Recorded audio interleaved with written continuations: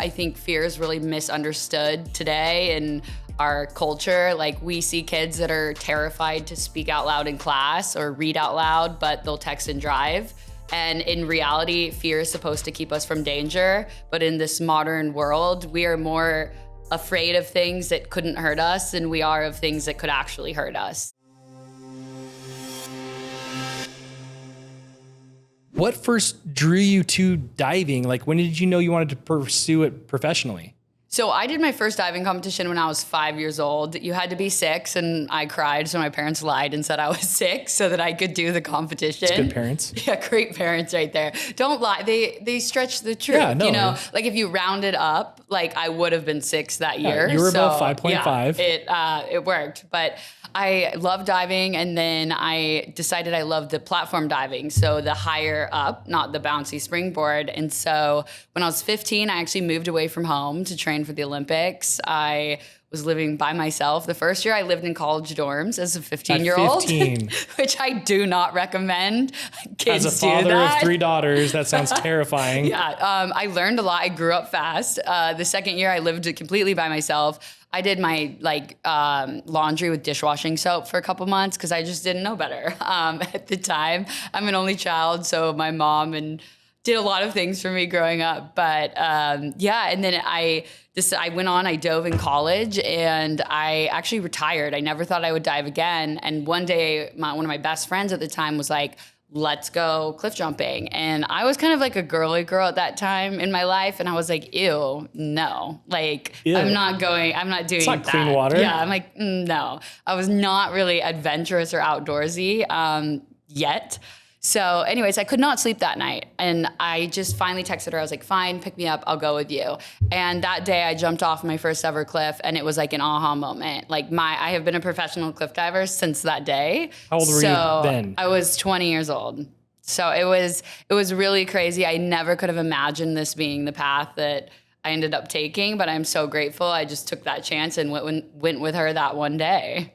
And if it's your first time, hopefully you're not going off of how high you have now, but what was kind of the height you were falling in love with that day? Like, what was the height of jump? So that day we were at this cliff in Northern California, and they had a ledge that was about 11 meters and then another ledge that was close to 20 meters, which is the height that I compete from now. So, oh my gosh. Yeah. So I jumped off the lower one, and I do not recommend this to anybody, but I was like, I'm going to do the higher one. I'm going to do it. And I went up there and I just did a straight jump off that. And it was like the greatest thrill, but I also didn't know how to land safely in the water or do anything like that. So I actually ended up hurting my back pretty bad. And I did a bit of a scorpion, where your, feet hit your head. And I remember hitting the water being like, did I just break my back? It was actually pretty scary. So I don't recommend. Yeah, I don't recommend anyone just going straight up and jumping off a high cliff. But that day, I really had an introduction to the sport there. This goes into my next question. What's the scariest dive you've ever done? Ooh. I would say the scariest dive I've ever done is a back double with 4 twists. I was the first woman to ever attempt that and compete that dive. And 4 twists. So that's 1080, or is that? I don't know it 12? In those terms, but. Holy. Yeah. 2 backs. Yeah. 4 360s. Yeah. Off of a 66? Yes. Oh my gosh, you nut. Yeah. Have you ever chickened out of a dive? Many times. A lot of people are like, oh, can you just go up there and do it whenever you want? And for me, I don't really like heights. I don't really like water. I'm sure we'll get into that. But so if you just put me on a 20-meter cliff right now, I would probably be really scared and I can't do it, whatever. So it's really a mindset, almost I'm going to war. You know what I mean? It's this different mentality inside of me that I kind of have to bring out when I do those things. You pursued a master's degree in sports psychology. How have you used that knowledge in your athletic career? So I would say the first part of my athletic career through college, I didn't really know a whole lot about sports psychology. And I was really crippled with performance anxiety. I would win every practice. I would give more effort, do better than anyone in practice. And when it came to the meet, like, you could count me out. Like, I have always struggled with competitions and that aspect of sport. So when I started reading about sports psychology and like understanding, like, as simple as people say, like, don't think about something negative before you go out there and, you know, whether it's dive or fight or whatever it is. But it's like, well, why? Shouldn't I be prepared for whatever negative thing could happen? Like, that's how my mind always worked, like, as like almost a safety precaution. So then, like, studying how, you know, literally thinking about what could go wrong is more likely to make something go wrong. But understanding kind of the science behind it really helped me. So sports psychology has really changed my perspective. I still am not a natural competitor, but I've definitely gotten a lot better at it just by the understanding. I mean, I feel like that's perfect from the fear of heights, and I don't know if it's fear of water. You just don't like water. I'll get into that. But like, do you feel like that knowledge from your degree has played a big role in being able to do that? Definitely. I think the thing I'm most passionate about is fear. I think fear is really misunderstood today in our culture. Like, we see kids that are terrified to speak out loud in class or read out loud, but they'll text and drive. And in reality, fear is supposed to keep us from danger. But in this modern world, we are more afraid of things that couldn't hurt us than we are of things that could actually hurt us. So really understanding fear and how it works and how it's evolved with these modern times, I'm so passionate about that. What are your goals the next 5 years for diving? Ooh, that's a tough one. I think, you know, if you would have asked me when I was younger, I would have told you I would die. Like, I would die diving. Like, I would do it for the rest of my life. Yeah. At a very old age, like, that I would be that, like, old person that was still in the sport. I think my life has changed a lot, my personal life. And like, I've grown up a lot. Like, I've been through a bunch of different chapters, and honestly, like, with diving, traveled the world and experienced a lot. And it can be really weird experiencing a lot, because then you're like, what do I even believe? Because I've seen this and it seems right, and I've seen that and it seems right. And like, I used to think this, so what do I actually think now? And so I did go through like a big period recently of kind of figuring out like what I want for myself and my future. So I always think I'll be involved in diving, but I don't think I'll personally dive or like stay competing as long as I originally thought. Yeah. But with that being said, I still want to do like extreme projects and really like Kelly Slater did with, you know, surfing, like how he, you know, didn't necessarily, was it, okay, now I'm gonna sound stupid. We're gonna have to cut this part, but Kelly Slater is known for the big waves and like not necessarily winning a competition,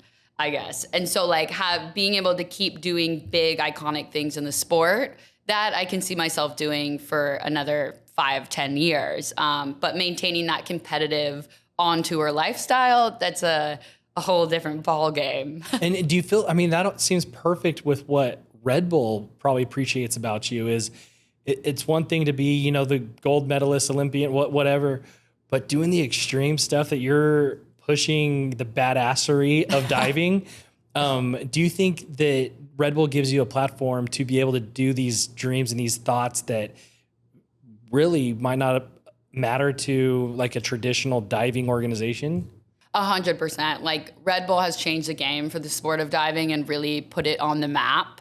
And people love to watch it. You also don't need to know anything about it to come out to an event and enjoy it and appreciate it. And so without them, I wouldn't have been able to do really any of the projects that I've done so far, or really the ones that I'm planning to do in the future. You've dived in Bosnia, Abu Dhabi, Ireland, and Russia.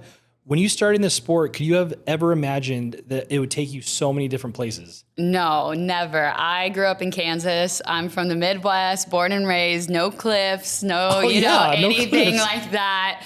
I really hadn't like traveled at all, other than my parents have a house in northern Wisconsin that we'd go to every summer and be at the lake. But other than that, I didn't really travel at all. So to start diving, and I've been to over 40 countries now, it's insane. Like, I could have never afforded to have the experiences I've had without the sport. So I'll be forever grateful for those opportunities. What is your dream diving location?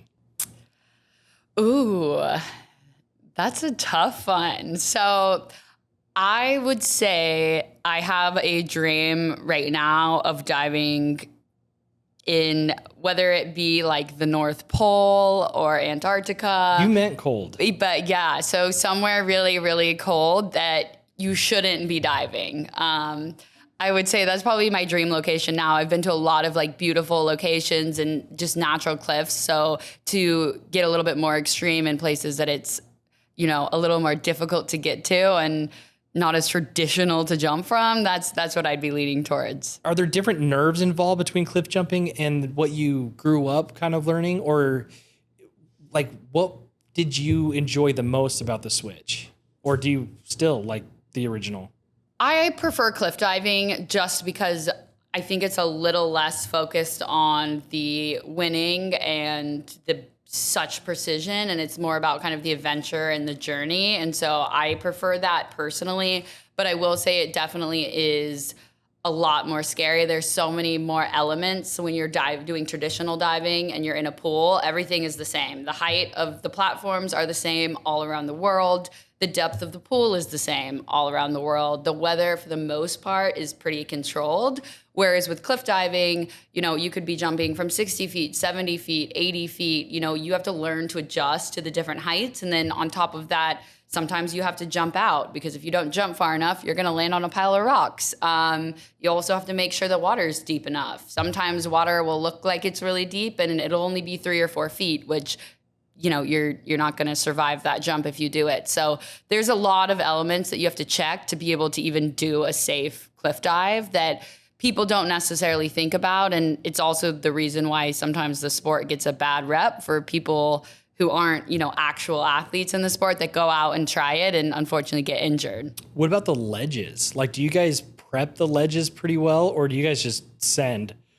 Mostly just send. Like sometimes, you know, we'll put a towel or something. Yeah, but because they're probably dirt or... Yeah, dirt's not bad. That's okay. It's more like when it gets like, there's nothing on it and it's like a slippery rock. Totally. That's rock. scary. Yeah. You founded the Clean Cliffs Project and High Dives Global. Tell us about these programs and like, what are your goals with them?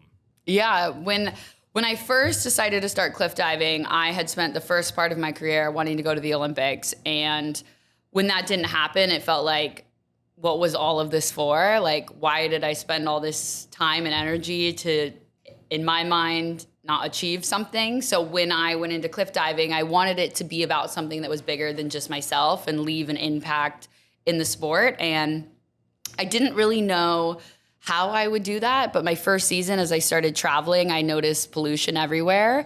And I think, you know, we think, oh, I saw, you know, this crazy video online, but like, is it really that bad? And then I started realizing like, oh, it is really that bad in a lot of different places. And so that's when I came up with the idea of the Clean Cliffs Project, to start doing cleanups and just give back to every spot that we were jumping at. Because if the water is ruined and it's not clean, we can't do what we love either. So it's the least we can do is give back. Who has been some of your best partners and supporters for that, just to give them a shout out, like donors, or whether it's donating time or resources? Have you been able to find some good support?